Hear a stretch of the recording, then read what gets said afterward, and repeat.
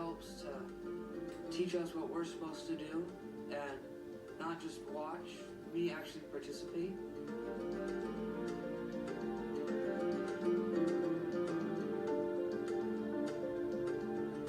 I'll get down and dirty if I have to. I love to get with people, and I think it's great that my parents are giving me this experience. I can give my kids money, I can give my kids cars, I can give my kids real estate. But I cannot give my kids a desire to be honest, a good work ethic, the ability and the desire to serve. And so, if you look at our Heavenly Father's plan, He desires to give each of His children all that He has. But to qualify for those blessings, we have to become what He has become. Now, I don't pretend to be like my Heavenly Father, but for my children, for them to inherit my estate, they will need to become what I'm trying to become. You know, it's funny, sometimes we think that our kids learn by osmosis. We think that because they're in the same room with us or under the same roof, that they're going to think like we think and believe like we believe. And then our kids do something totally contrary to what we believe, and we find out that we are sadly mistaken. You know, it's interesting. You think about success for your children. You think about piano lessons and football and college education, good grades, and you know, when it all comes down to it, I think about the success of my kids. And if I run into somebody 30 years from today, and they say to me, "How are your kids doing?"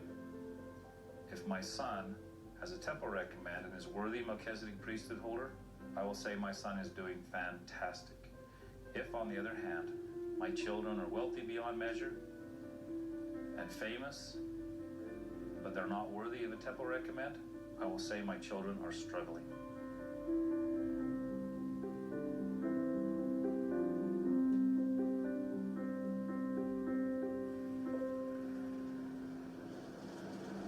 We had some friends that had sold part of their business and came into quite a large sum of money quickly. And they bought, you know, some nice cars and an airplane and things.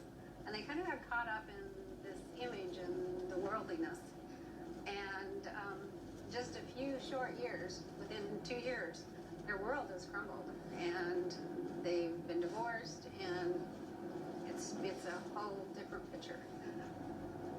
We don't judge other people, but I just worry that if that happened to my children, I would hate for that same thing to happen to them. Money can be a great benefit to the world, but it can also destroy eternal salvation.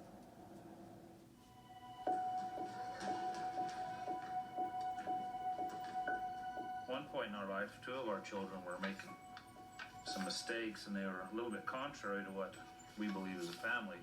And I thought, wow, what happens if somebody receives a pile of money who's not living gospel principles? And I don't know about you, but I've never heard anybody say, wow, I inherited a bunch of money, and so I decided to go back to church and turn my life around. I used to worry, if I died today, what would happen to my kids? And how would money or prosperity affect their choices and their ambitions and their life's goals? And that caused me a lot of stress. In fact, at one point I was ready to sign over everything I had to the Church of Jesus Christ of Latter-day Saints rather than risk having them have to make choices that would be difficult for them with a large sum of money. And some friends who work with a lot of donors in the church mentioned, well, what are your goals as a family? And I said, my goal is to raise worthy Melchizedek priesthood holders. And this kind gentleman, Ron Black, said, what if you can do both? You can teach your sons correct principles. My eyes immediately opened, and I said, I'm very interested. And so we started a charitable foundation.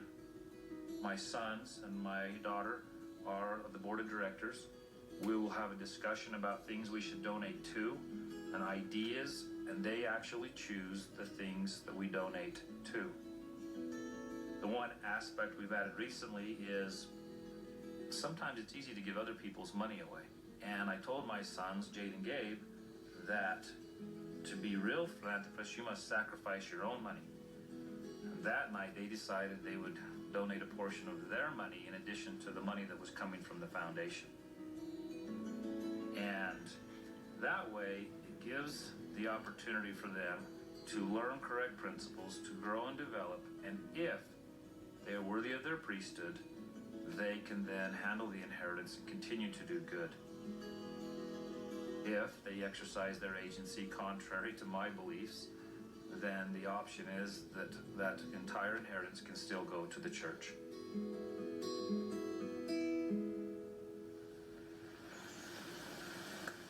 What I want most for my family is for them to be happy. I want them to be kind to each other and to all those around them. I want them to look out for others' needs and be helpful. When I grow up, I want to be like my dad because he's just a really great guy, and I think that the Lord has blessed him with the ability to find people who are in need. Most of the stuff that we do as humanitarians is to help other people. It's really not what you